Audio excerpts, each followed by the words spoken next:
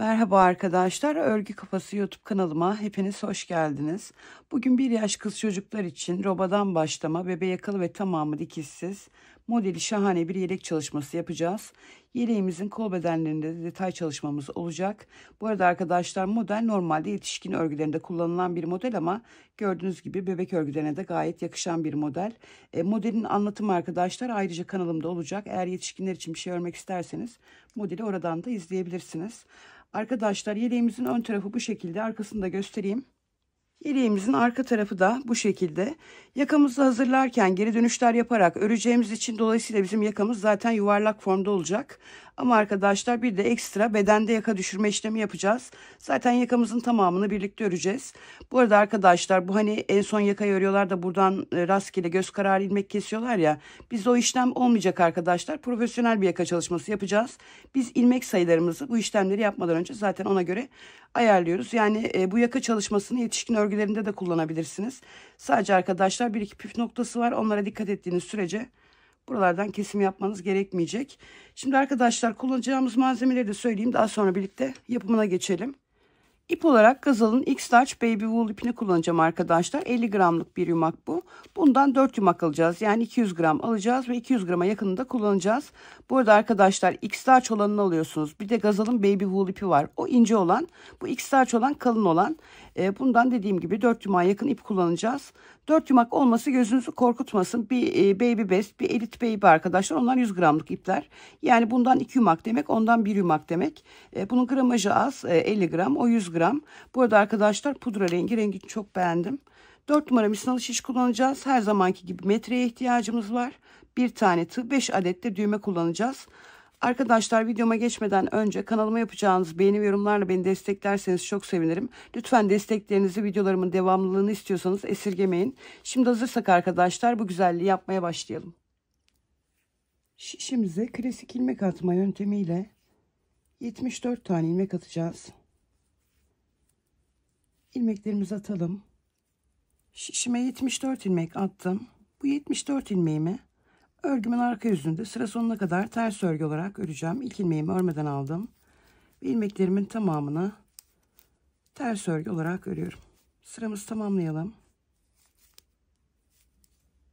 Ters örgülerle sıramı tamamladım. Şimdi ön yüzümdeyim. Ön yüzümde de arkadaşlar ilk ilmeğimi örmeden alıyorum.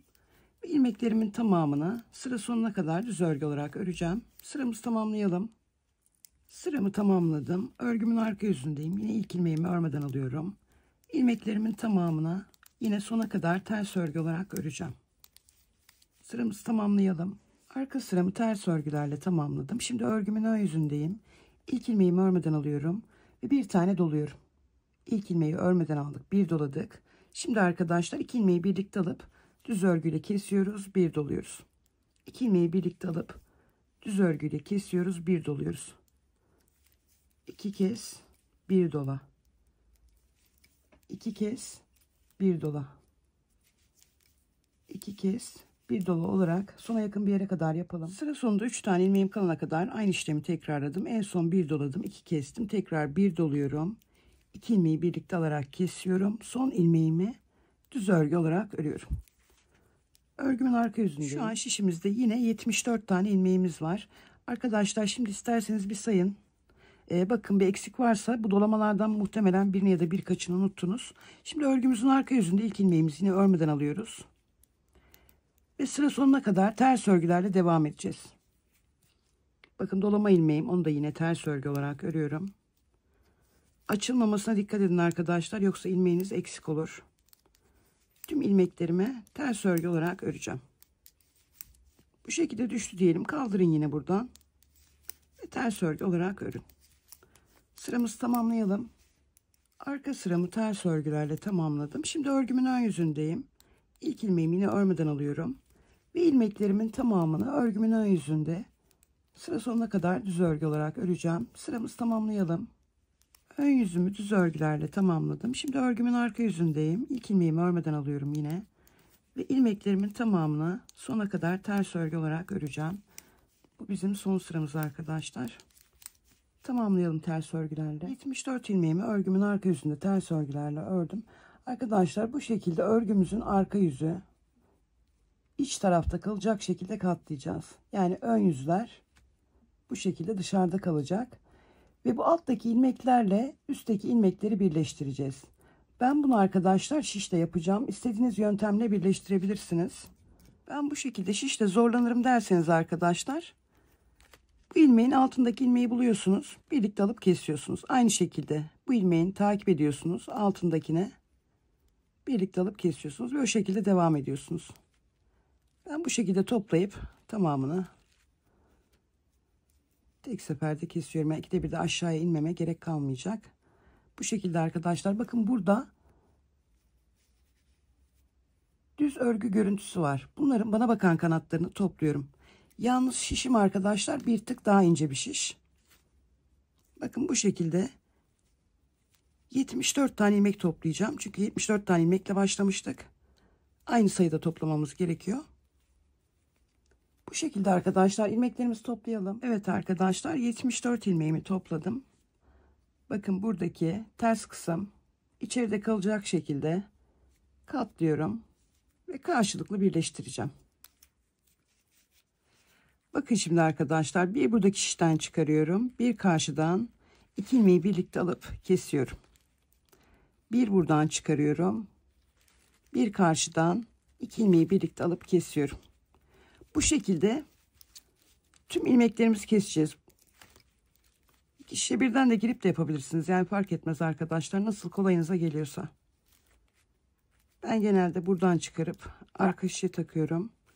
2 ilmeği birlikte alıp kesiyorum.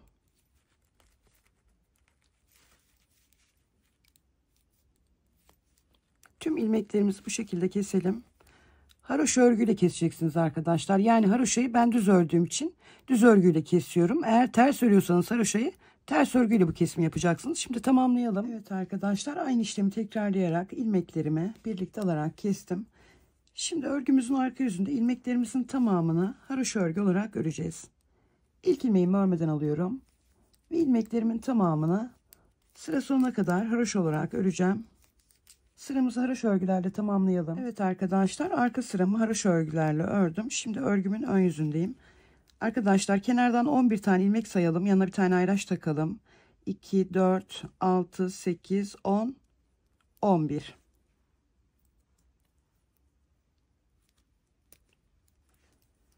Buradan da yine 11 tane ilmek sayalım. 2, 4, 6, 8, 10, 11. Bunu da yanına ayraç takalım. Arkadaşlar şimdi geri dönüşlerimiz olacak ve tamamını birlikte yapacağız. Yani videoyu kesmeyeceğim. İlk ilmeğimi örmeden alıyorum. Ve ayrıcımın önünde 2 tane ilmeğim kalana kadar ilmeklerimi haroşa olarak öreceğim. Burayı yakınlaştıralım biraz. 2, 4, 6, 8, 9. 9 tane ilmeğimi haroşa olarak ördüm. Biliyorsunuz 11 tane ilmek ayırmıştık. Bunun 2 tanesini birlikte alarak kesiyoruz. Ayrıca alıyoruz buraya. Buradan da yine 2 tane ilmeği birlikte alarak kesiyoruz. Ve diğer ayrıcımıza kadar aradaki ilmeklerimizin tamamını haroşa örgü olarak öreceğiz. Yakamızın tamamı arkadaşlar artık haroşa örgüden oluşuyor. Ayrıcımıza kadar haroşalarımı öreyim. Ayrıcımın önünde 2 tane ilmeğim kalana kadar ilmeklerimi haroşa olarak ördüm. Bu 2 ilmeğimi birlikte alarak kesiyorum. Ayrıcımı aldım buraya. Buradan da yine 2 tane ilmeğimi birlikte alarak kesiyorum. 2 ilmeğimi kestikten sonra arkadaşlar bu tarafta 2, 4, 6, 8, 9 tane ilmeğim kaldı. Bunun 2 tanesini haroşa örerek dahil ediyorum buraya. Ve burada 2, 4, 6, 7 tane ilmeğim kaldı. Örmeden dönüyorum. Örgümüzün arka yüzündeyiz. İlk ilmeğimize bize bakan kanadından girip işimizden çıkarıyoruz. İpimizi arkadan gerdirerek öne aldık.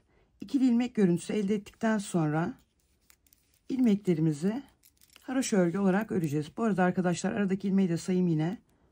Ayraçtan sonra 1, 2, 3, 4, 5, 6, 7, 8, 9, 10, 11, 12, 52 ilmek vardı aslında. 50 tane ilmeğimiz kaldı ama yine de sayalım.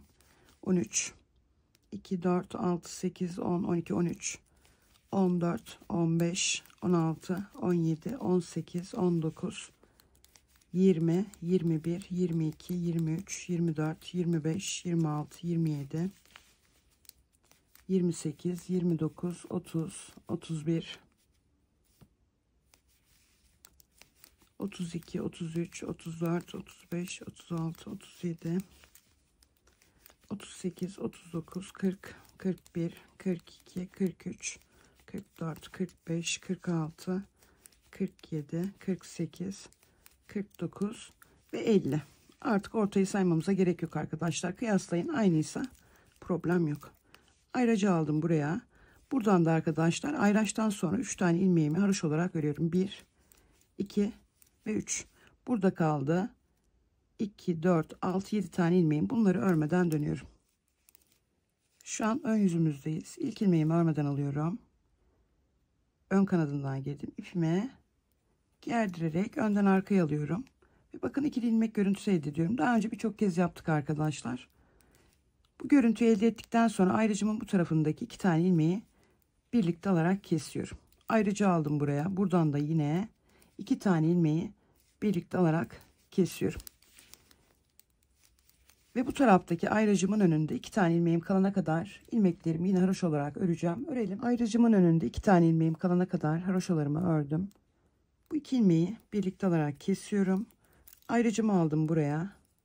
Buradan da arkadaşlar bakın 2 tane ilmeği birlikte alarak kestim. Burada ikili gibi olan aslında dönüş yaptığımız tek ilmeğimiz var. Bunu da bu şekilde ikisinden girerek haroşa örgü olarak ördük. Ayrıcımızın bu tarafında 1-2 tane ilmeğimiz oldu.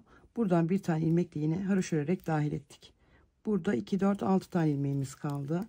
Örmeden döndük. Arkadaşlar hızlı anlattığımı ya da yavaş anlattığımı düşünüyorsanız videonun ayarlar bölümü var. Oraya girip hız ayarlarını değiştirerek oradan istediğiniz hızda izleyebilirsiniz. Şimdi ipimiz kendimizden tarafta. İlk ilmeğimize giriyoruz. Bize bakan kanadından şişimizden çıkardık. İpimizi gerdirerek arkadan öne aldık. Ve haroşa örgülerle devam ediyoruz. Burası bizim ipli kısmımız. Yani örgümüzün arka yüzü. Burada kesme işlemi yapmıyoruz. Kesimlerimizi örgümüzün ön yüzünde yapıyoruz.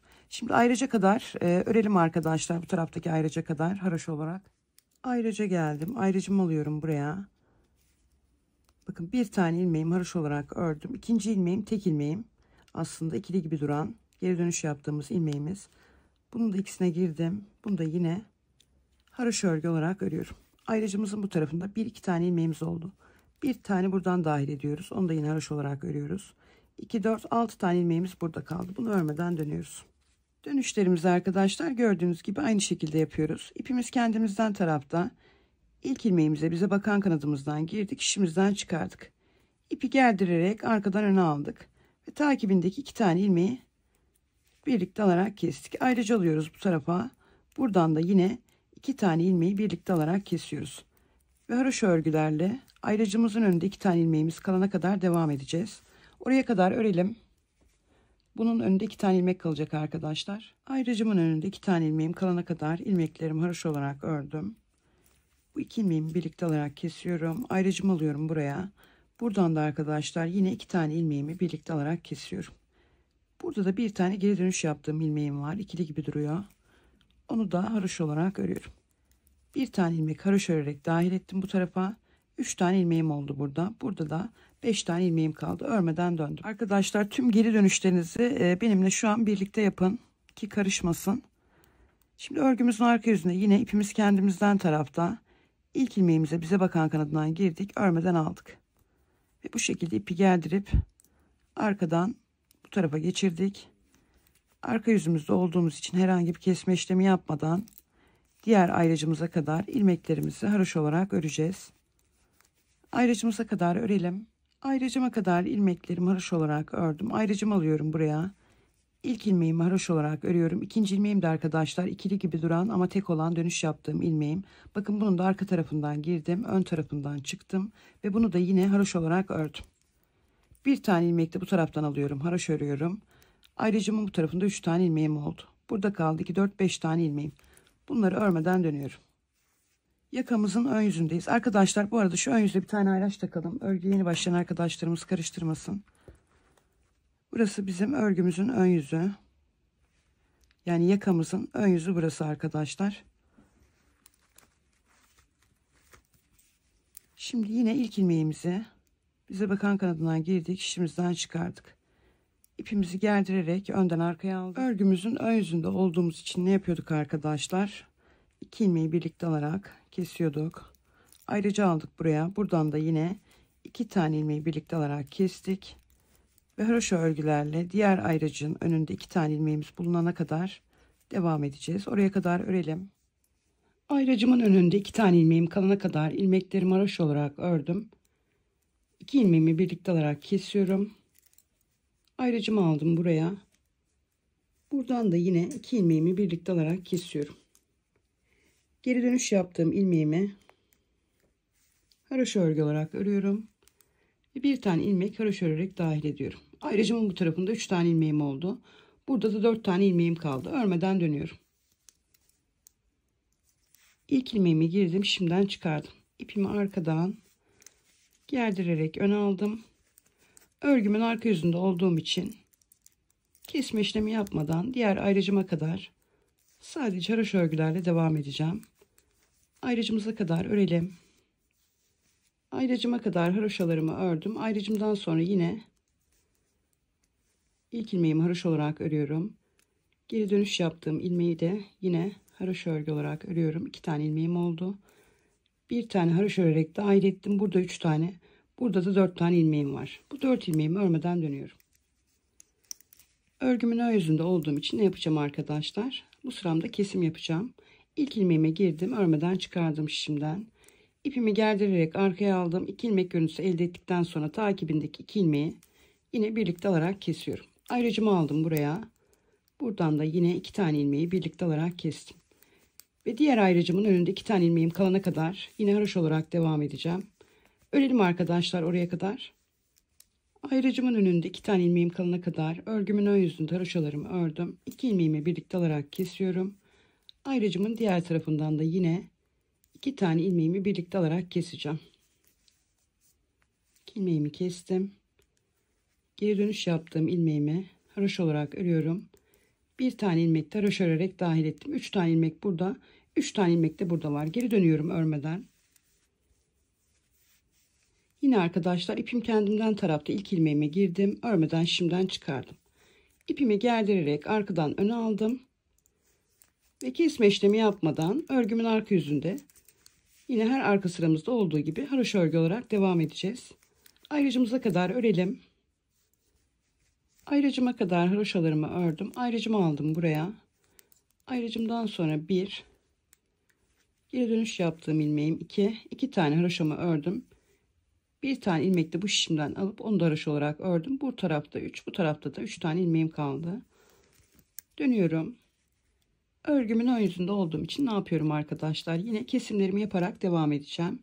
İlk ilmeğimi çıkardım şimdiden. İpimi gerdirerek arkaya aldım. Hemen akabinde 2 ilmeğimi birlikte alarak kesiyorum. Ayrıcımı aldım buraya. Buradan da yine 2 tane ilmeği birlikte alarak kesiyorum.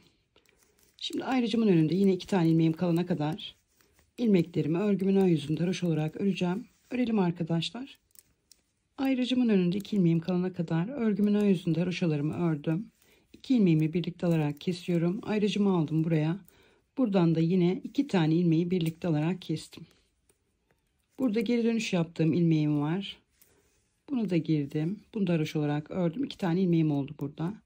Bir tane ilmek de bu taraftaki şimdiden dahil ediyorum. Onu da haroşa olarak ördüm. Kaldı burada 2 tane ilmeğim. Örmeden dönüyorum. Örgümün arka yüzünde olduğum için yine kesim işlemi yapmadan devam edeceğim. İlk ilmeğimi çıkardım. İpimi arkadan öne aldım. Ve ilmeklerimin tamamını ayracıma kadar, diğer ayracıma kadar haroşa örgü olarak öreceğim. Örelim arkadaşlar ayrıca kadar. Ayracıma kadar haroşalarımı ördüm. Ayracımı alıyorum buraya. Yine ayracımdan sonra 1, geri dönüş yaptığım ilmeğim 2 tane haroşamı ördüm. Burada 3 tane ilmeğim var. Bir tanesini de haroşa örerek dahil ettim. Burada da kaldı 2 tane ilmeğim. Bunları örmeden dönüyorum. Ön yüzümde olduğum için yine kesimlerimi yapacağım. İlk ilmeğime girdim. Örmeden şimdiden çıkardım. İpimi arkadan öne aldım. Takibindeki 2 tane ilmeği birlikte alarak kestim. Ayrıcımı alıyorum buraya. Yine diğer taraftan da 2 tane ilmeği girip birlikte alarak kestim. Diğer ayrıcımın önünde 2 tane ilmeğim kalana kadar yine haroşa olarak devam edeceğim. Oraya kadar örelim arkadaşlar. Ayrıcımın önünde 2 tane ilmeğim kalana kadar örgümün ön yüzünde haroşalarımı ördüm. 2 ilmeği birlikte alarak kesiyorum. Ayrıcımı aldım buraya. Buradan da yine 2 tane ilmeği birlikte alarak kesiyorum. 1, geri dönüş yaptığım ilmeğim. 2 tane ilmeğim oldu. Buradan bir tane ilmek yine haroşa örerek dahil edeceğim. Şimdi bu tarafta arkadaşlar 3 tane ilmeğim oldu. Bu taraftaki şimdi de tek ilmeğim kaldı. Bunu örmeden dönüyorum. Örgümün arka yüzünde olduğum için arkadaşlar yine kesim işlemi yapmadan devam edeceğim. İlk ilmeğimi örmeden aldım. Yine ipimi arkadan gerdirerek öne aldım ve haroşa örgülerle devam edeceğim. Diğer ayrıcımıza kadar arkadaşlar haroşalarımızı örelim. Örgümün arka yüzünde yine ayrıcıma kadar ilmeklerimi haroşa olarak ördüm. Ayrıcımı aldım buraya. 1, geri dönüş yaptığım ilmeğim 2. 2 ilmeğimi haroşa olarak ördüm. 2 tane bu taraftaki şimdi ilmeğim var. Bir tanesini haroşa örerek bu tarafa dahil ettim. 3 tane ilmeğim burada. Bir tane ilmeğim diğer şimdi var. Örmeden döndüm. Şimdi yine örgümün ön yüzünde ilk ilmeğimi örmeden alıyorum. İpimi arkadan ön tarafa alıp ikili görüntüyü elde ettikten sonra takibindeki 2 tane ilmeği birlikte alarak kesiyorum. Ayrıcımı aldım buraya. Yine buradan da 2 tane ilmeği birlikte alarak kestim. Ve yakamın ön yüzünde haroşa örgülerle diğer ayrıcımın önünde 2 tane ilmeğim kalana kadar devam edeceğim. Oraya kadar örelim arkadaşlar. Bu tarafta 2 tane ilmeğim kalana kadar ilmeklerimi haroşa olarak ördüm. Bu 2 ilmeğimi birlikte alarak kesiyorum. Ayrıcımın diğer tarafından da yine 2 tane ilmeği birlikte alarak kesiyorum. 1, geri dönüş yaptığım ilmeğim.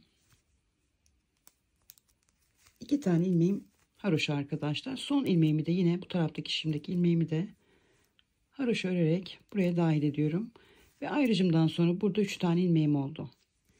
Şimdi arkadaşlar bakın buradaki tırtıklı kısmın hemen köşesinden 2 tane ilmek çıkaracağız. 1,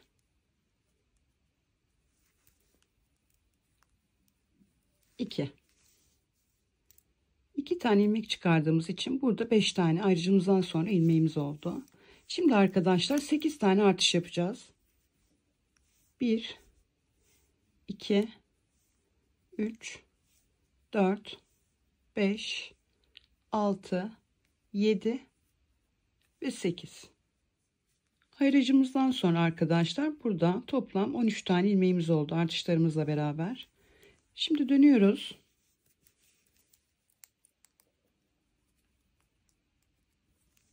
İlk ilmeğimi örmeden aldım ve artık ilmeklerime haroşa örgü olarak öreceğim.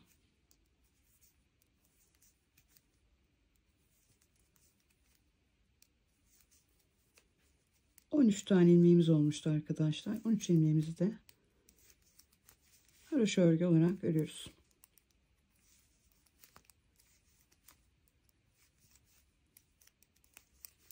Artık bu taraftaki ayraca ihtiyacımız yok. Çıkardık onu. Şimdi arkadaşlar bu ayraca kadar yine ilmeklerimiz haroşa olarak örülecek. Ayraca kadar örelim. Ayracıma kadar yakamın arka yüzünü haroşa örgülerle ördüm. Ayracımdan sonra 1, geri dönüş yaptığım ilmeğim, 2 ilmeğimi haroşa olarak ördüm. Bu taraftaki şimdi tek ilmek kaldı. Bunu da yine haroşa örerek buraya dahil ettim. 3 tane ilmeğim oldu. Şimdi arkadaşlar buradan da yine 2 tane ilmek alacağız. 1, 2. Ayrıcımızdan sonra 3 tane ilmeğimiz vardı. 2 tane ilmek de buradan aldık. 5 tane ilmeğimiz oldu. Şimdi arkadaşlar buradan da yine 8 tane ilmek artışı yapacağız. 2, 3, 4, 5, 6, 7 ve 8. Arkadaşlar burada da yine ayraçtan sonra toplam artışlarımızla beraber 13 tane ilmeğimiz oldu. Şimdi yakamızın ön yüzünü dönüyoruz. Yakamızın ön yüzündeki ayracı alacağız arkadaşlar. Yakamızın arka yüzüne takacağız. Artık robamızın ön yüzü yakamızın arka yüzü olacak. Bunun sebebi de daha önce birçok kez söyledim. Yakalı örgülerde roba her zaman yakanın arka tarafından kurulur. Sebebi şu: katladığımızda yakamızın ön yüzünün dışarıda olması için robamızı örgümüzün arka yüzünde kuracağız. Yani yakamızın arka yüzünde robamızın ön yüzünü oluşturacağız. Ve artık yakamızın arka yüzü bizim robamızın ön yüzü olacak. Şimdi ayracımızı arkadaşlar oraya takalım. Çevirdim. Bakın yakamın arka yüzüne ayracımı takıyorum. Artık robamın ön yüzü burası. Yani bu aralardan arkadaşlar diğer arkadaşlarımız gibi rastgele ilmek kesmeyeceğiz. Biz zaten robamızın sayılarını ayarlayıp yakamızı ona göre oluşturduk. O yüzden arkadaşlar kesimlerimiz bu gördüğünüz kadar. Böyle aralardan kafaya göre ilmek eksiltmesi yapmayacağız. Muntazam bir yaka hazırlamış olduk. Şimdi arkadaşlar örgümüzün arka yüzü diyorum. Çünkü artık örgümüzün arka yüzü yakamızın ön yüzü arkadaşlar. Arka yüzümüzde yani şu ayraçtan hatırlayın. Ayracı bu tarafa taktık. Artık ön yüz burası. Bütün ön yüzde yapılan işlemleri bu ayracın takılı olduğu yerde yapacaksınız. Şimdi örgümüzün arka yüzünde yani ayraçsız kısımda ilmeklerimizin tamamını haroşa örgü olarak öreceğiz. İlk ilmeğimi örmeden aldım. Ve ilmeklerimin tamamını örgümün arka yüzünde sıra sonuna kadar haroşa olarak öreceğim.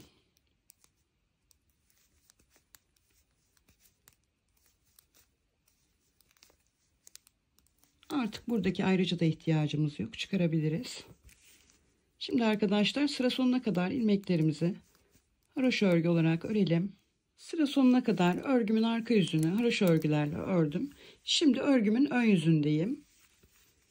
Bu sıramı da arkadaşlar ön yüzümü de yine haroşa örgü olarak öreceğim.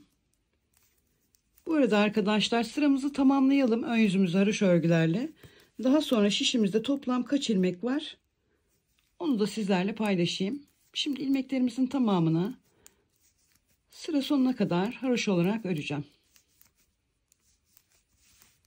Örelim. Evet arkadaşlar ilmeklerimin tamamını örgümün ön yüzünde sıra sonuna kadar haroşa örgü olarak ördüm.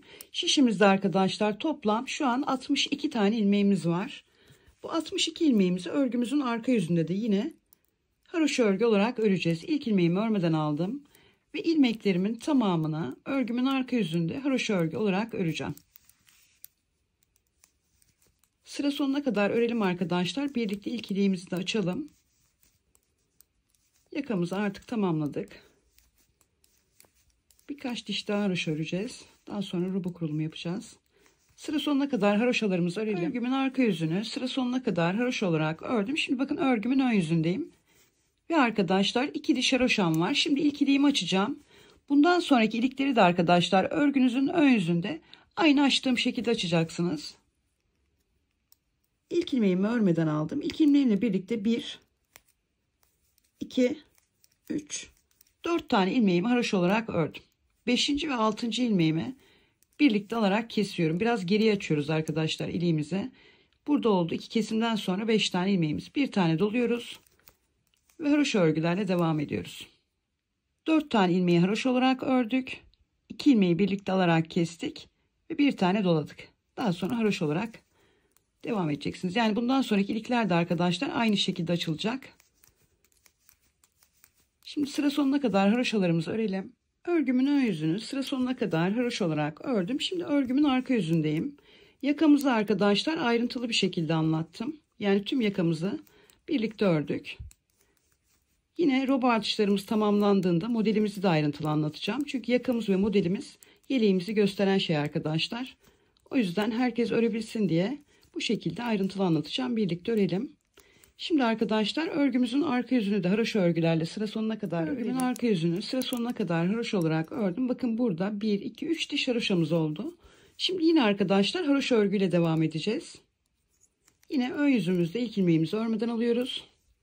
Ve ilmeklerimizin tamamını sıra sonuna kadar haroşa örgü olarak öreceğiz. Bu sıramızı da tamamlayalım haroşa olarak. Ön yüzümü sıra sonuna kadar haroşa örgü olarak ördüm.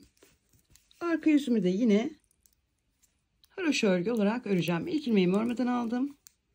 Ve ilmeklerimin tamamını sıra sonuna kadar örgümün arka yüzünde haroşa örgü olarak örüyorum. Sıra sonuna kadar haroşalarımızı örelim. Örgümün arka yüzünü sıra sonuna kadar haroşa olarak ördüm. Şimdi örgümün ön yüzündeyim arkadaşlar. İlmeklerimizi yine sıra sonuna kadar haroşa örgü olarak öreceğiz. İlk ilmeğimi örmeden alıyorum. İlmeklerimin tamamını örgümün ön yüzünde haroşa olarak öreceğim. Sıra sonuna kadar örelim. İlmeklerimi örgümün ön yüzünde sıra sonuna kadar haroşa olarak ördüm. Şimdi örgümün arka yüzündeyim. Yine arkadaşlar ilmeklerimizin tamamını örgümüzün arka yüzünde haroşa örgü olarak öreceğiz. Sıramızı tamamlayalım arkadaşlar. Örgümüzün ön yüzünde roba kurulumumuzu yapacağız. Evet arkadaşlar, arka yüzümü sıra sonuna kadar haroşa olarak ördüm. Bakın buradaki haroşa dişlerini sayayım arkadaşlar. Burası yakamızın ön yüzü ama robamızın arka yüzü. Şimdi buradan sayalım. 2, 4, 6, 8, 10, 12 ve 13 diş haroşamız var. Bu tarafta da arkadaşlar yakamızın arka yüzü ama robamızın ön yüzünde de şuradan sayalım. 1, 2, 3, 4, 5, 6, 7, 8, 9, 10, 11, 12, 13, 14. 14 diş haroşa olan kısım bizim ön yüzümüz. Şimdi ayraçlarımızı takalım. Baştaki ve sondaki 8 ilmek arkadaşlar örgümüz bitene kadar haroşa örgü olarak örülecek. Buralar bizim ilik düğme kısmımız. Buralarda sırası geldikçe ilik açılacak. Onun dışında farklı bir işlem yapılmayacak. 1, 2, 3, 4, 5, 6, 7, 8. 8 ilmek saydım. Buraya bir tane ayraç takıyorum. Yine sıra sonunda da 8 ilmek sayalım. 1, 2, 3, 4, 5, 6, 7, 8. 8 ilmeğin sonuna da burada bir ayraç takalım. Ön bedenimiz için 13 tane ilmeğe ihtiyacımız var arkadaşlar. Bunun 8 tanesi kenar patımız. 5 tanesini de ayırıyoruz buradan. 1, 2, 3, 4, 5. Ayracımızı taktık. Arada 2 tane ilmeğimiz var. Onun yanına da ayracımızı takıyoruz. Kol bedenimiz için de yine 6 tane ilmeği ayıracağız. 2, 4, 6. Normalde arkadaşlar ayraç kullanmaya gerek yok. Çünkü artışlarımızda ajurlu artış yapacağız. Ama örgüye yeni başlayan arkadaşlarımız için ayraç kullanacağım. Sonuçta bilmeyenler için çekiyoruz videoları. Ayraçtan sonra 2 tane ilmek ayırıyorum. Ayracımı taktım. Şimdi arkadaşlar arka bedenimiz için 16 tane ilmek ayıracağız. 2, 4, 6, 8, 10, 12, 14, 16. Bu 16 ilmeğin yanına da yine ayracımı takıyorum. Arada 2 tane ilmeğim var. Yanına ayracımı taktım. Diğer kol bedenim için 6 tane ilmek ayırıyorum. 2, 4, 6. Yanına ayracımı takıyorum. Arada yine 2 tane ilmeğim var. Yanına ayracımı takıyorum. Ve burada ön bedenim için 2, 4, 5 tane ilmeğim var. 8 de burada. Yani bu tarafta da 13 tane ilmeğim var. Şimdi arkadaşlar roba artışlarımıza başlayacağız. Bir ön yüz, bir de arka yüz göstereceğim sadece. Bu iki sırada ne yapıyorsak aynı işlemleri tekrarlayarak devam edeceksiniz. O yüzden lütfen bu iki sırayı iyi izleyin. Arkadaşlar bu baştaki ve sondaki 8 ilmek hem örgümüzün ön yüzünde hem de arka yüzünde sadece haroşa örgü olarak örülecek. Yapılacak tek değişiklik burada. Sırası geldikçe ilik açmak olacak. Onun dışında dediğim gibi hem ön yüzde hem arka yüzde bu baştaki ve sondaki 8 ilmek haroşa olarak örülecek. Ön yüzlerde bu iki ayraç arasındaki sarılı ayraçların arasındaki ilmekler düz örgü olarak örülecek. Ayraç takılı olduğu için, ön yüzümüz olduğu için bu ikili ayraçların sağından ve solundan da artışlar yapacağız. Şimdi göstereyim arkadaşlar. İlk ilmeğimi örmeden aldım. Bir kenardaki 8 ilmeğimi haroşa olarak örüyorum.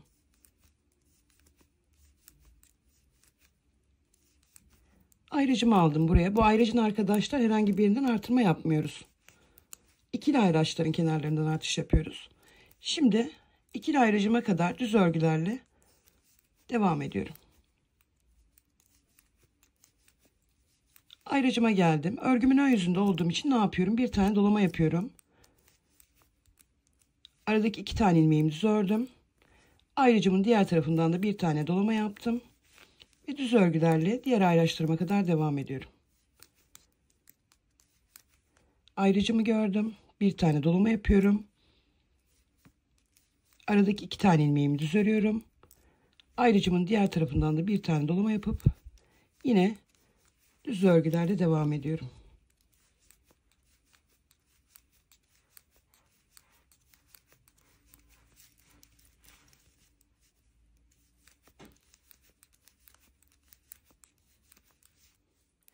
Ayrıcıma geldim. Ön yüzümde olduğum için hemen dolamamı yapıyorum. Ayrıç arasındaki 2 tane ilmeğimi düz örüyorum. Ayrıcımın diğer tarafından da bir tane dolama yapıp yine düz örgülerle diğer ayraçlarıma kadar devam ediyorum. Ayrıcıma geldim. Bir tane dolama yapıyorum. Ayraç arasındaki 2 tane ilmeğimi düz örüyorum. Ayrıcımı aldım buraya. Buradan da bir tane dolama yapıp sonda takılı ayrıcıma kadar düz örgü olarak devam ediyorum. Ayrıcımı alıyorum buraya ve sıra sonundaki 8 ilmeğimi haroşa örgü olarak örüyorum.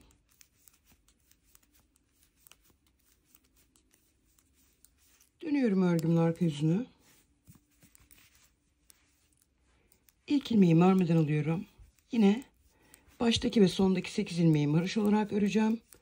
Aradaki ilmeklerimin tamamını da ters örgü olarak öreceğim. Ayrıcımı aldım buraya. Arkadaşlar ayraç takılı olmayan yerde, yani örgümüzün arka yüzünde artırma işlemi yapılmıyor. Baştaki ve sondaki 8 ilmeği haroşa olarak öreceğiz. Aradaki ilmekleri de ters örgü olarak öreceğiz. Ayrıcıma kadar haroşalarımı ördüm. Ve örgümün arka yüzünde ters örgülerle devam ediyorum.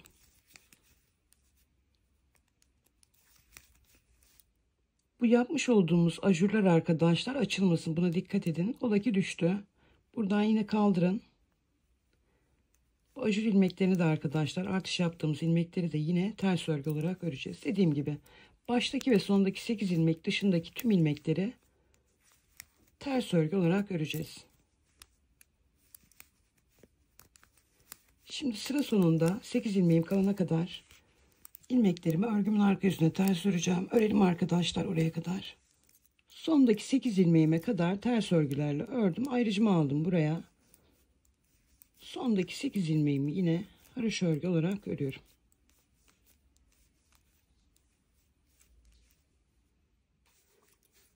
Ön yüzü belki anlaşılır olmamıştır. Bir sıra daha göstereyim ön yüzü. Şimdi arkadaşlar her örgünüzün ön yüzüne geldiğinizde yapacağınız işlem bu. Baştaki 8 ilmek haroşa olarak örülecek. Haroşalarımı ördüm.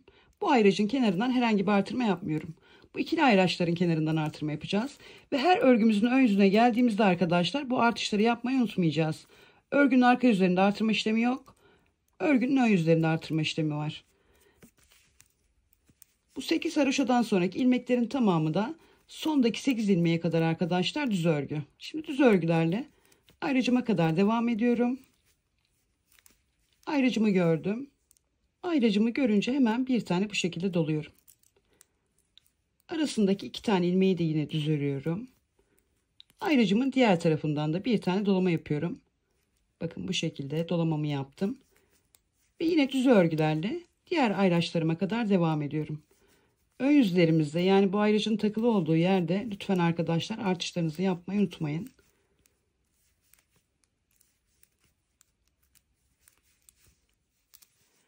Düz örgülerle ayracıma kadar geldim. Ne yapıyorum? Bir tane dolama yapıyorum. Aradaki 2 tane ilmeği düz örüyorum. Ayracımı aldım buraya. Buradan da bir tane dolama yapıyorum. Hem sağından hem solundan dolama yaptık. Ve yine diğer ayraçlara kadar düz örgülerle devam ediyoruz.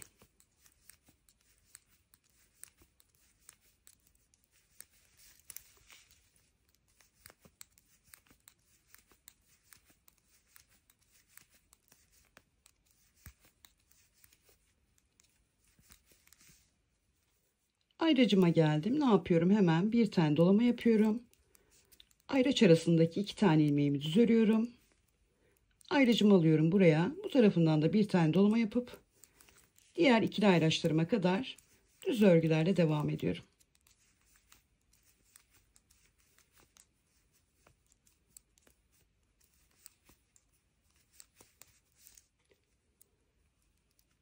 Ayracıma geldim. Bir tane doluyorum. Yine aradaki 2 tane ilmeği düz olarak örüyorum. Ayracım alıyorum buraya. Bu tarafından da bir tane dolama yapıp tek takılı olan ayracıma kadar düz örgülerle devam ediyorum. Ayracıma geldim. Buraya alıyorum. Ve sondaki 8 ilmeğimi haroşa örgü olarak örüyorum. Ön yüzlerinizde yapacağınız işlem bu arkadaşlar. Arka yüzümüzü dönüyoruz. Örgümüzün arka yüzlerinde artırma işlemi yok.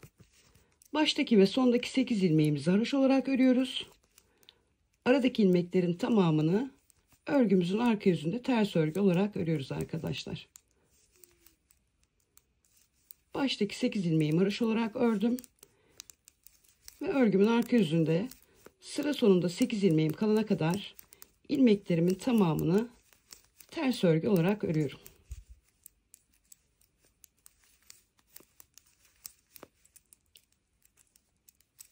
Sonda 8 ilmeğimiz kalana kadar ters örgülerle örelim arkadaşlar. Sıra sonunda 8 ilmeğim kalana kadar örgümün arka yüzünde ilmeklerimi herhangi bir artırma ya da eksiltme işlemi yapmadan ters örgü olarak ördüm. Ayrıcım alıyorum buraya. Ve sıra sonundaki 8 ilmeğimi haroşa örgü olarak örüyorum. Arka yüzlerimize yapacağımız işlem de bu arkadaşlar. Evet arkadaşlar, roba artışlarının artık anlaşılır olduğunu düşünüyorum. Ön yüzümüzde ne yaptıysak her ön yüzünüze geldiğinizde aynı işlemi yapacaksınız. Arka yüzlerimizde ne yaptıysak da her arka yüzünüze geldiğinizde aynı işlemi yapacaksınız. Roba artışlarına başladığımız yerden itibaren 12 cm uzunluğa gelene kadar gösterdiğim şekliyle arkadaşlar örmeye devam edin. İliklerinizi de 9 haroşa sırası arayla yine gösterdiğim şekilde örgünüzün ön yüzünde açın. Şimdi arkadaşlar ben ölçümü tamamladığımda bedenlerimde kaç tane ilmek var onları da söyleyeceğim. Ölçümü tamamlayıp geliyorum. Evet arkadaşlar, 12 cm uzunluğa gelene kadar roba artışlarımı aynı şekilde tekrarladım. Şimdi bedenlerimde kaç ilmek var onları da söyleyeyim. 26 tane ilmeğim ön bedenimde var. Arada 2 tane ilmeğim var. Kol bedenimde 32 tane ilmeğim var. Arada 2 tane ilmeğim var. Arka bedenimde 42 ilmeğim var. Arada 2 tane ilmeğim var. Diğer kol bedenimde de yine aynı şekilde 32 tane ilmeğim var. Arada 2 tane ilmeğim var. Ve diğer ön bedenimde de yine 26 tane ilmeğim var. Arkadaşlar buradaki ilmek sayılarını değil ölçüyü baz alın. Yani buradan burası 12 santimetre değilse atıyorum 10 santimetre geldi. 2 santimetre daha yapmanız gerekiyor. Eğer ilmek sayılarını baz alırsanız sizin robanız küçük olacak arkadaşlar. Gevşek örüyorsanız atıyorum ben buraya kadar 12 santimetre yaptım. Sizin burada bitmesi gerekiyor mesela örneğin. Ve siz fazladan robanızı örmüş olacaksınız. O yüzden arkadaşlar bura 12 santimetre olacak. Yani buradaki aradaki ilmek sayılarının bir önemi yok. Aynı olması gerekmiyor. Önemli olan buradaki ölçü. Ölçü değişmez arkadaşlar ama ilmek sayıları değişir. O yüzden lütfen ölçüyü baz alın. Şimdi roba ayrımlarımızı yapacağız arkadaşlar. Yine baştaki ve sondaki 8 ilmeğimiz haroşa olarak devam edecek örgümüz boyunca. Onları haroşa olarak örüyoruz. Ayrıcımı aldım buraya. Ve düz örgülerle ayraçlarıma kadar devam edeceğim.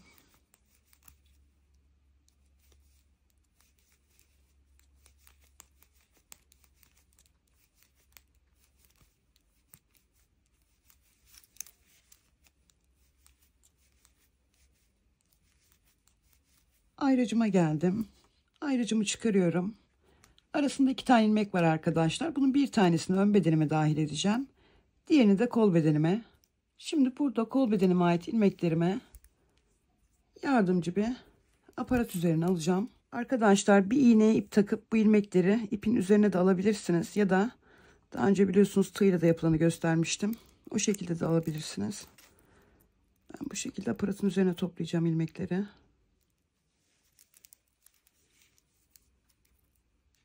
Bu aradaki bir tane ilmeği arkadaşlar kol bedenimize dahil etmiştik. Ayrıcımızı çıkarıyoruz. Ve kol bedenimize ait ilmeklerimizi ayrıcımıza kadar aparatımızın üzerine alacağız. Alalım arkadaşlar. Ayrıcıma kadar ilmeklerimi aldım. Ayrıcımı çıkarıyorum. 2 tane ilmeğin bir tanesini de bu taraftan kol bedenime dahil ediyorum. Diğer bir tanesini de arka bedenime dahil edeceğim. Şu an kol bedenimizde arkadaşlar ayraç aralarından birer tane ilmek aldığımız için toplam 34 tane ilmeğimiz oldu. Şimdi arkadaşlar 6 tane ilmek artış yapacağız. 1 2 3 4 5 ve 6. Kol bedenlerini dikişte örecek arkadaşlarım önce kol bedenlerini tamamlasınlar. Yine ön bedeni bu şekilde örecekler. Önce kol bedenlerini tamamlayacaklar. Daha sonra yaptığımız işlemleri yapacaklar. Sadece arkadaşlar biz şimdi arka bedenimizi 4 sıra öreceğiz. Onlar bunu yapamayacak maalesef. Buraya arkadaşlar farklı bir ip takıp arka bedeni 4 sıra öreceğiz şimdi. Farklı ip derken arkadaşlar aynı ipi kullanacağız. Ben yumağımın içinden arka tarafından çektim ipi. Siz de o şekilde yapabilirsiniz. Şimdi buradaki ipe dokunmadım. Buna devam edeceğiz birazdan. İç taraftan ip aldım. Yumağımın içinden. Bununla devam edeceğim. Ayrıcımızı çıkarıyoruz.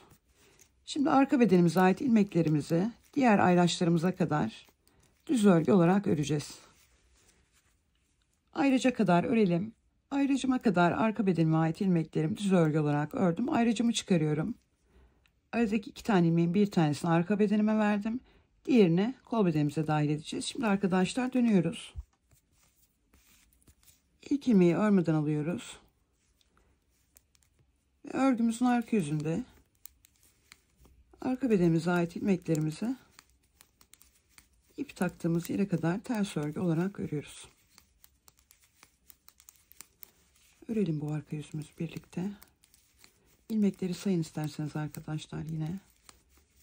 Sağdan ve soldan da bir tane ilmek arka bedenimize dahil ettik.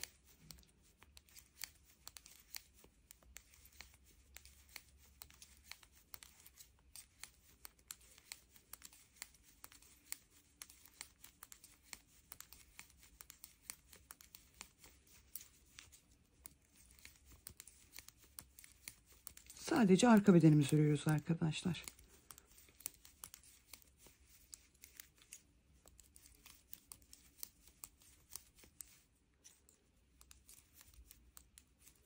Evet. Şimdi arkadaşlar bir ön yüz, bir arka yüz yine öreceğiz. Toplamda 4 sıra arka bedenimizi örmüş olacağız. Bunu neden yapıyoruz arkadaşlar? Biz yakamızı örerken geri dönüşler yaptığımız için zaten oval bir yaka elde ettik. Ama yakamızı 1 santimetre daha düşürmemiz gerekiyor. Bunu da arka bedende yapıyoruz arkadaşlar. Fazladan örerek. Tulumlarda da bunu bana çok soruyordunuz. Neden bu şekilde fazladan arka bedeni örüyoruz diye. Bu şekilde yapılır arkadaşlar. Bazen diyelim burada model uyguluyorsunuz ve yukarıda yaka düşürme yapmanız imkansız. Modeliniz bozuluyor. Unutmayın arkadaşlar arka bedenleri fazla sıra örerek yaka düşürmenizi yine yapabilirsiniz. Şimdi sıra sonuna kadar yine arka bedenime ait ilmeklerime düz örgülerle öreceğim. Buraya kadar örelim arkadaşlar. Arka bedenime ait 44 ilmeğimi yine örgümün ön yüzünde düz örgü olarak ördüm. 42 tane ilmeğimiz vardı arkadaşlar. Ayraç aralarından birer tane aldık. 2 tane ilmeğimiz daha oldu. Artık arka bedenimizde 44 ilmeğimiz var. Örgümüzün arka yüzünde bu ilmeklerimizi ters örgü olarak öreceğiz. Örelim arkadaşlar. Evet, sıra sonuna kadar ilmeklerimi ters örgü olarak ördüm. İpimi biraz uzun bırakarak kestim. Bu küçük detaylar örgülerinizin daha profesyonel görünmesini sağlar arkadaşlar. Şimdi ön bedenimizi biliyorsunuz örmüştük. Kol bedenimize ait ilmeklerimizi aparatımızın üzerine almıştık. Şimdi ön bedenimizde takılı olan ipimizle devam edeceğiz. 6 tane ilmek artış yapıyoruz. 2, 3, 4, 5 ve 6. Şimdi arkadaşlar ön bedenimizle arka bedenimizi birleştireceğiz. Ve düz örgü olarak öreceğiz.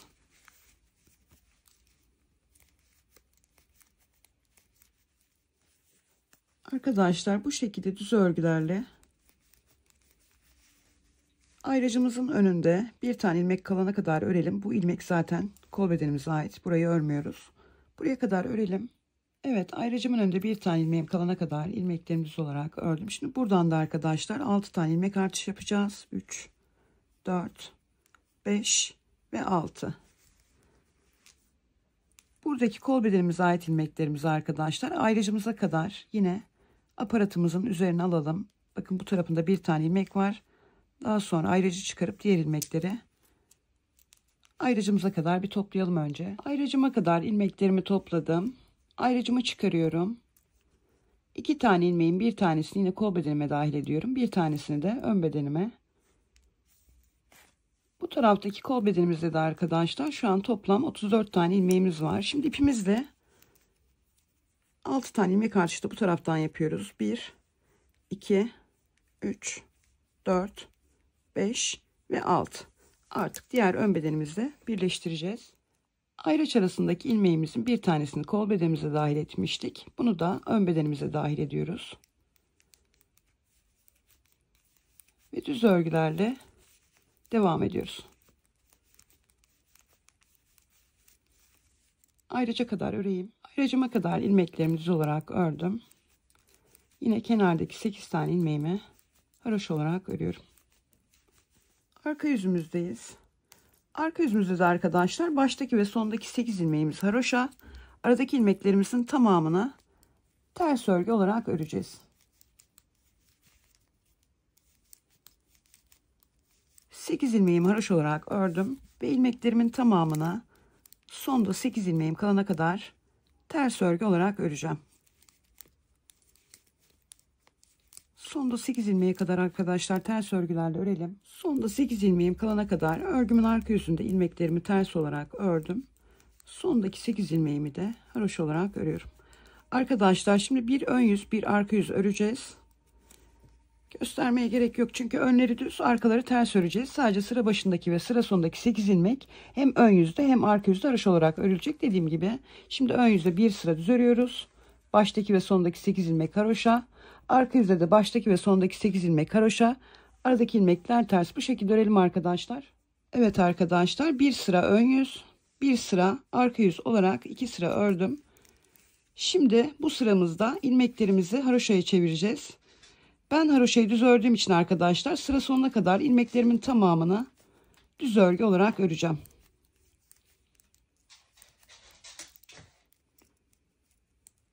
Şimdi arkadaşlar sıra sonuna kadar ilmeklerimizin tamamını örgümüzün ön yüzünde haroşa örgü olarak örelim.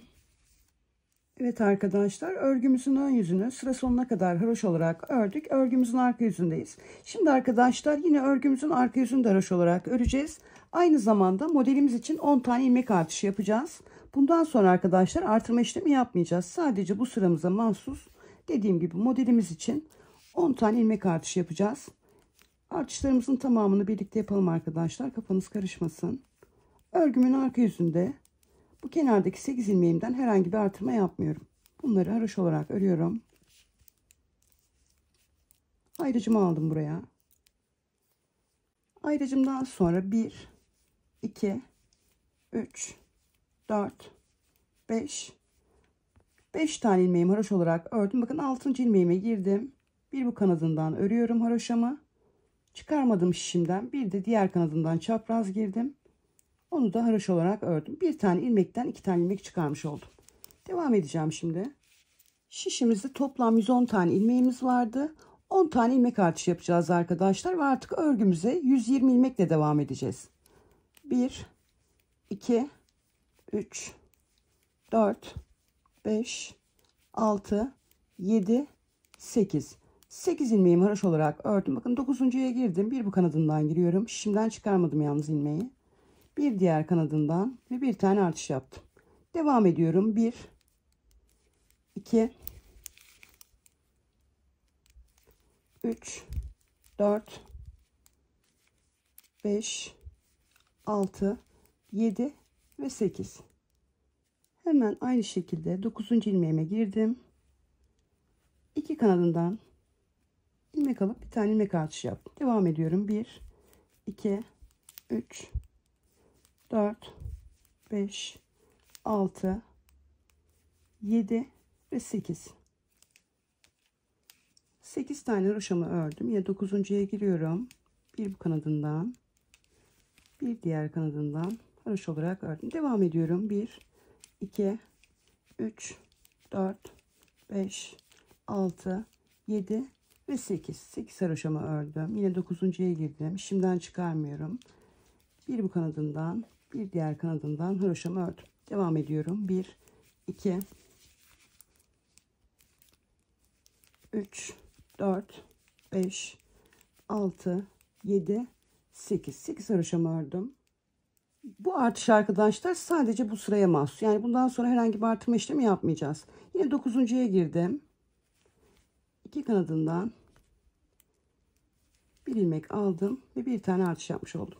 Devam ediyorum. 1, 2, 3, 4, 5, 6, 7 ve 8. 8 haroşamı ördüm. Ya 9'uncuya girdim. Şimdiden çıkarmadan iki kanadından haroşamı ördüm. Devam ediyorum. 1, 2, 3, 4, 5, 6, 7, 8. 9'uncuya girdim. İki kanadından bir tane artış yaptım. Devam ediyorum. 1, 2, 3, 4, 5, 6, 7, 8. 8 haroşamı ördüm. Yine aynı şekilde artışımı yaptım. 1, 2, 3, 4, 5, 6, 7, 8. 8 haroşamı ördüm. 9'uncudan artışımı yaptım. 1, 2, 3, 4, 5, 6 ve 7. 7 ilmeğimi haroşa olarak ördüm. Ayrıcımı aldım buraya. Ve kenardaki 8 ilmeğimi de yine haroşa olarak örüyorum. İlik açmışız arkadaşlar. Onu da yine haroşa olarak ördüm. Evet arkadaşlar, örgümüzün arka yüzünü sıra sonuna kadar yine haroşa olarak ördük. Aynı zamanda bir kereye mahsus olan artışlarımızı da yaptık ve şu an şişimizde toplam 120 tane ilmeğimiz oldu artışlarımızla birlikte. 10 tane ilmek artışı yapmış olduk. Şimdi arkadaşlar bu ön yüzü ve arka yüzü yine haroşa olarak öreceğiz. Dediğim gibi herhangi bir artırma da eksiltme işlemi yok artık. Ön yüzümüzü ve arka yüzümüzü arkadaşlar haroşa olarak örelim. Daha sonra model kurulumumuzu birlikte yapalım. Evet arkadaşlar, ön yüzümü haroşa olarak ördüm. Arka yüzümü de yine haroşa olarak ördüm ve bir diş haroşa daha elde etmiş oldum ve ön yüzümde 2 diş haroşam var. Model araları arkadaşlar bu şekilde 2 diş haroşa olacak. Şimdi model kurulumumuzu yapacağız. Modelimiz 10 sıradan oluşuyor arkadaşlar. Keyifle ilerleyen ve yapması oldukça kolay bir model. Görseli de şahane. Arkadaşlar şimdi modelimizi 1. sıradan 10. sıraya kadar ayrıntılı bir şekilde numaralandırarak anlatacağım. Modelinizi 10 sıraya tamamladıktan sonra altına yine 2 diş haroşa öreceksiniz. Ve aynı şekilde 1. sıradan 10. sıraya kadar ne yapıyorsak aynı işlemi tekrarlayarak onun da yani 2 diş haroşanın da altına uygulayacaksınız. O yüzden lütfen iyi izleyin. Şimdi 1. sırada örgümüzün ön yüzündeyiz. 1. sıranızda örgülerinizin ön yüzünde yapacağınız işlem bu arkadaşlar. Kenardaki 8 ilmeğimizi yine haroşa olarak öreceğiz. Baştaki ve sondaki 8 ilmekte arkadaşlar model yok. Sadece haroşa olarak örüyoruz. Şimdi 2 tane ilmeği birlikte alarak ilk etapta kesiyoruz. Sağdan sola doğru. 2 ilmeği kestim. 1, 2, 3, 4 tane ilmeğimizi ördüm. Bakın ayraçtan sonra 2 tane ilmeği kestim sağdan sola doğru. 4 tane ilmeğimi düz ördüm. Bir tane doluyorum. Bir tane düz örüyorum. Bir tane doluyorum. 1, 2, 3, 4 tane düz ördüm. Şimdi 2 tane ilmeği keseceğim. Yönlerini arkadaşlar eğer bu şekilde dönük değilse çevirin benim gibi. Soldan sağa doğru kesiyorum. Örüş şeklinize göre arkadaşlar bu değişebilir. Belki buna ihtiyaç duymayacaksınız. Ama ben üstten dolayarak aldığım için ilmeklerimi yönünü çevirmem gerekiyor. 2 tane ilmeğimi soldan sağa doğru kestim. Bakın arkadaşlar modelimiz bu kadar. 13 ilmek üzerinde kuruyoruz modelimizi. Burada kaç tane ilmeğimiz var? 13 tane ilmeğimiz var. 2, 4, 6, 8, 10, 12, 13. Şimdi ben bunun yanına bir ayraç takayım. Örgüye yeni başlayan arkadaşlarım mutlaka ayraç kullansınlar. Şimdi arkadaşlar buradaki 13 ilmek üzerinde ne yaptıysak aynı işlemi 13, 13 bütün ilmekler üzerinde uygulayacağız. Her 13'te bir ayraç takarsanız arkadaşlar bir yerde hata yaptığınızda nerede kaldığınızı anlamayıp tamamınızı sökmeniz gerekir. Ama bir tane 13'te hata yaparsanız o 13 taneyi söküp yine aynı modeli aynı şekilde uygularsınız. Yani kurtarma şansınız daha iyi olur. En azından tamamını sökmeniz gerekmez. Şimdi burada ne yaptıysam aynılarını bir kez daha göstereceğim burada. Ne yapmıştık burada? İlk etapta baştan 2 tane ilmeğimizi sağdan sola doğru kesmiştik. İlmeklerinizi arkadaşlar alış yönünüze göre çevirmeniz gerekebilir. Ben şimdi soldan sağa olanları çevirmek zorunda kalıyorum. Çünkü bu şekilde örüyorum ben dolayarak yani alttan dolayarak örüyorum. Ama bu şekilde örmüş olsaydım Bu baştaki ilmekleri çevirmem gerekirdi. 2 tane ilmeğimi sağdan sola doğru kestim. Şimdi 4 tane düzle devam edeceğim. 1, 2, 3 ve 4. 2 tane kestim. 4 tane düz ördüm. 1 tane doluyorum. 1 tane düz örüyorum. 1 tane doluyorum. 1, 2, 3, 4 tane düz ördüm. 2 tane ilmeğimi de soldan sağa doğru keseceğim.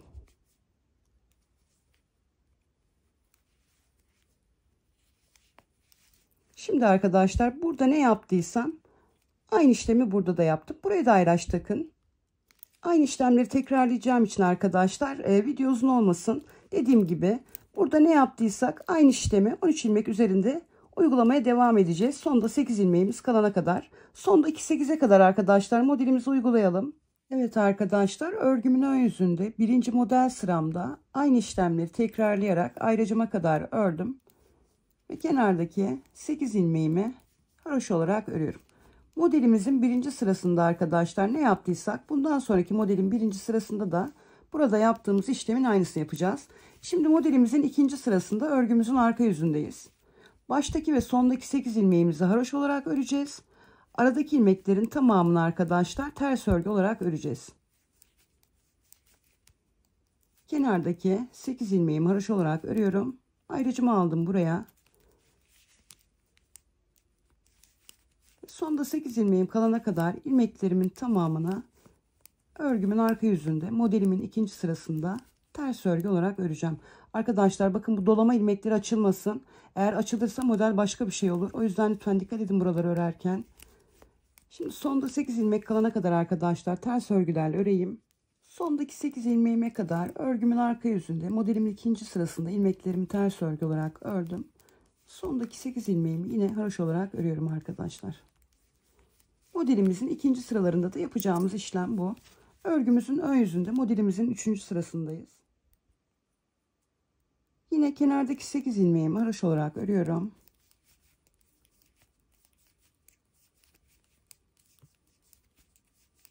Ayrıcımı aldım buraya.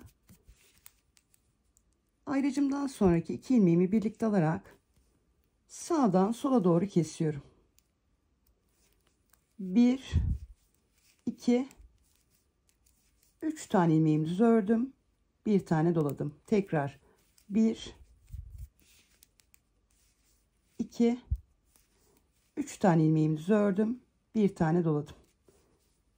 1, 2, 3 tane ilmeğimizi ördüm. Ayraçtan sonra 2 tane sağdan sola doğru kestik. 3 tane düz ördük. 1 tane doladık. 3 tane düz ördük. 1 tane doladık. Tekrar 3 tane düz ördük.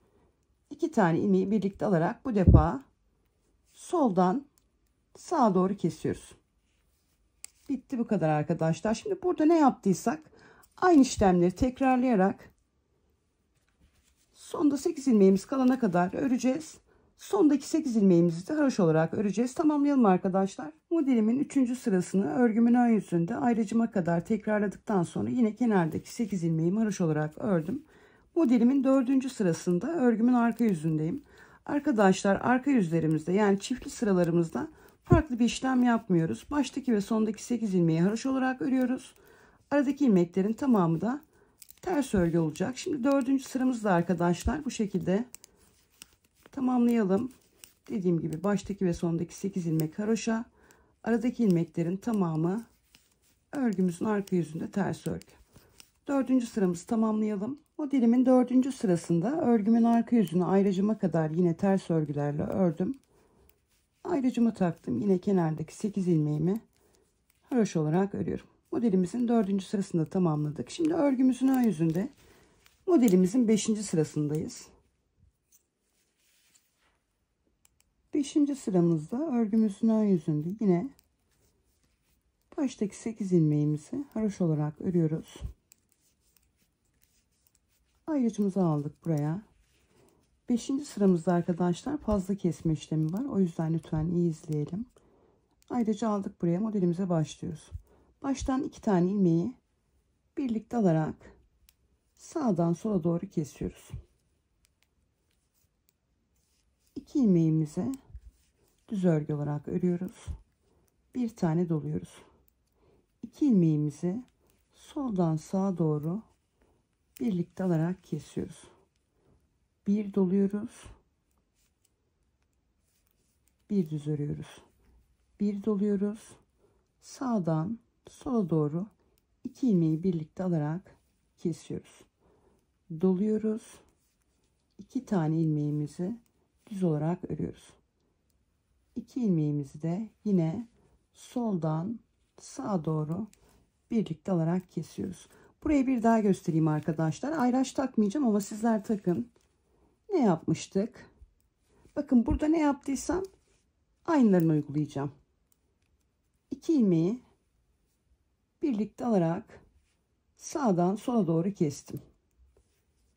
2 tane ilmeğimi düz örgü olarak örüyorum. Bir doluyorum. 2 ilmeği birlikte alarak soldan sağa doğru kesiyorum. Bir doluyorum. Bir düz örüyorum. Bir doluyorum. Bu defa 2 ilmeği birlikte alarak sağdan sola doğru kesiyorum. Bir doluyorum. 2 ilmeğimi düz örgü olarak örüyorum. Ve son olarak yine soldan sağa doğru 2 ilmeği birlikte alarak kesiyorum. Arkadaşlar bu şekilde sıramızı tamamlayalım. Örgümün ön yüzünde 5. model sıramı ayracıma kadar aynı şekilde tekrarladım. Ayracımı aldım bu tarafa. Yine sondaki 8 ilmeğimi de haroşa örgü olarak örüyorum. Az bir sıramız kaldı arkadaşlar. Şimdi modelimizin 6. sırasında örgümüzün arka yüzündeyiz.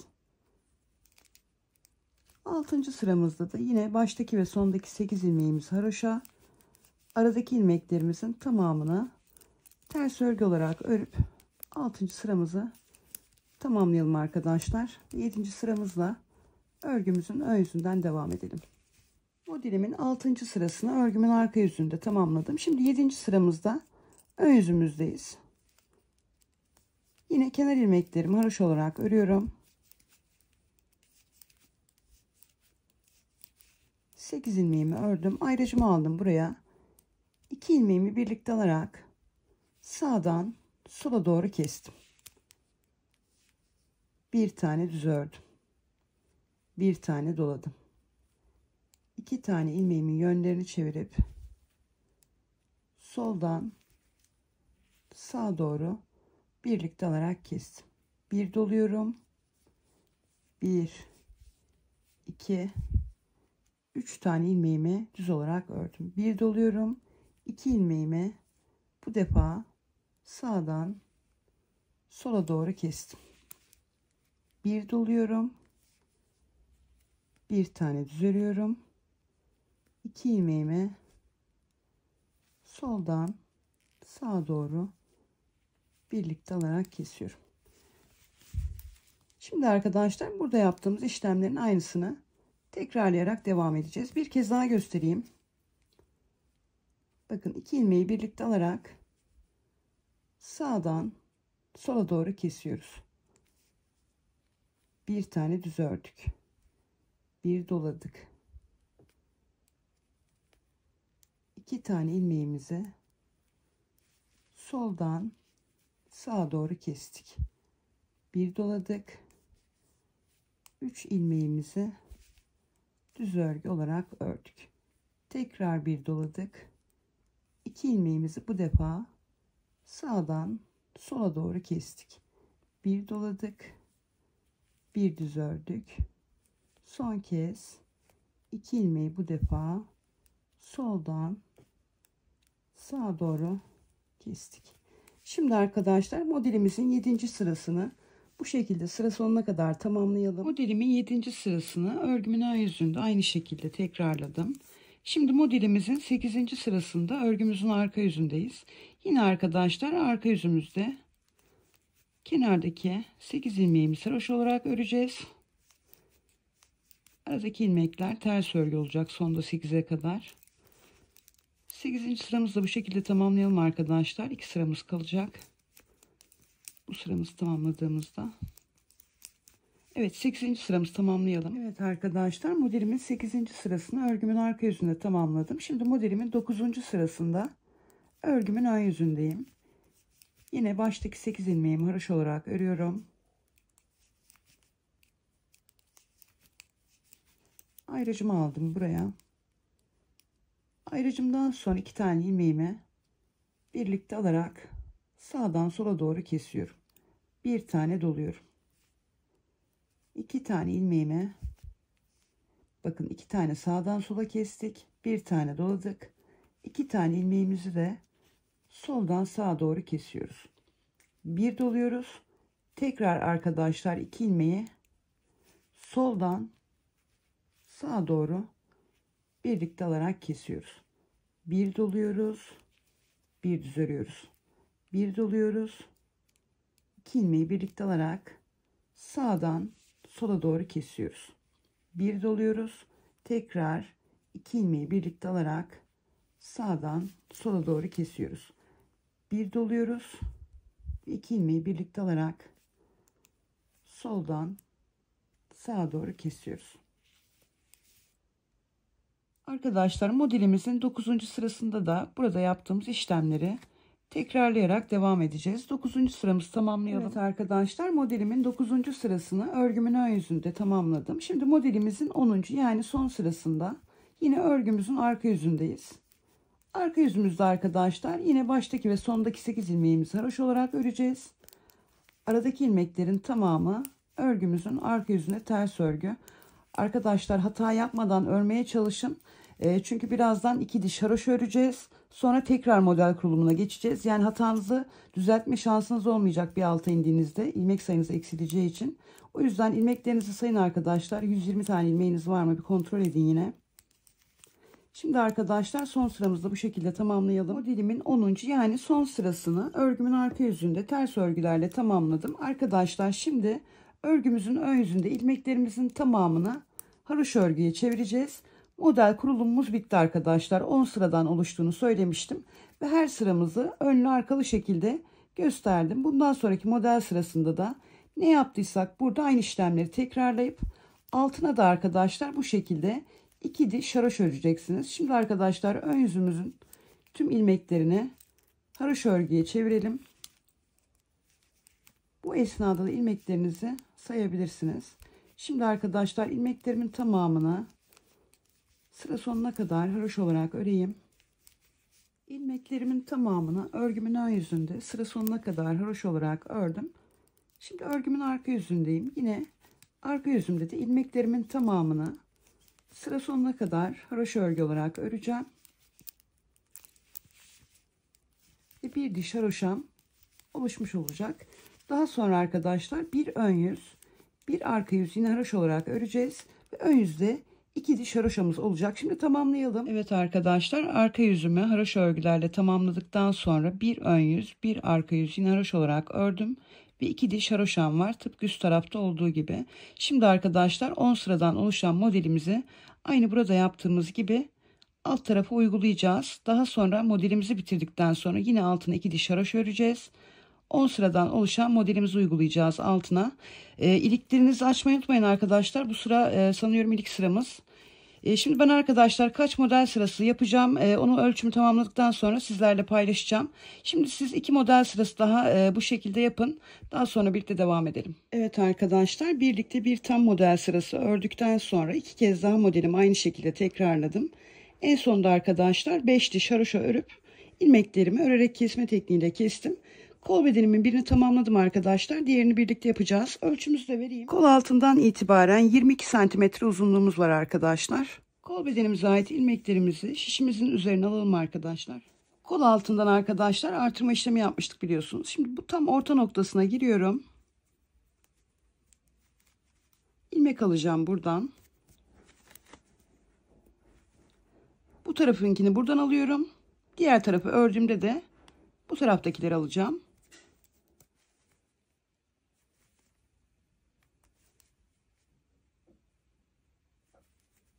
Üç tane ilmek aldım arkadaşlar. 2 tane bu taraftan, bir tane buradan. Şimdi bakın, burada roba artışı yaptığımız ilmeğin tek kanadına girdim. Şimdi bu taraftakiyle onu keseceğim.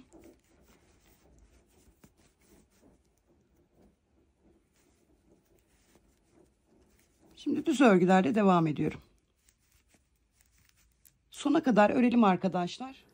Evet arkadaşlar, sonunda bir ilmeğim kalana kadar bu tarafın ilmeklerini de yine düz olarak ördüm. İlmeğimi bu tarafa alıp bakın roba artış yerinden bir tane ilmek kaldırıp bu taraftan da yine 2 tane ilmeği birlikte alarak keseceğim. İlmeğimi kaldırdım. Şişime taktım. 2 ilmeğimi birlikte alarak kestim. Şimdi arkadaşlar bu tarafın ilmeğini toplayacağız. 1 2 ve 3. Şimdi arkadaşlar ilmeklerimizi topladığımız için bir tur daha düz örgü öreceğiz. Sıramızı düz örgülerle sona kadar örelim.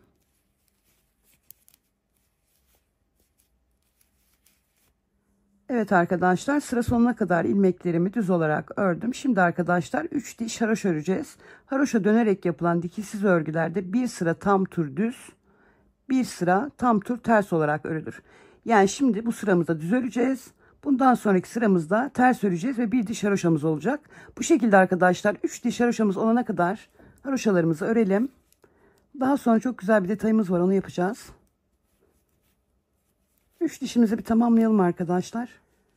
Evet arkadaşlar, 3 diş haroşamı tamamladım. Şimdi arkadaşlar tığımızla kesme işlemi yapacağız. Bakın ilk ilmeğime girdim. Bir tane örüyorum. Arkadakini öndekinin üzerinden atlatıyorum. Birinci kesimimi yaptım. Yine ikinci kesimim.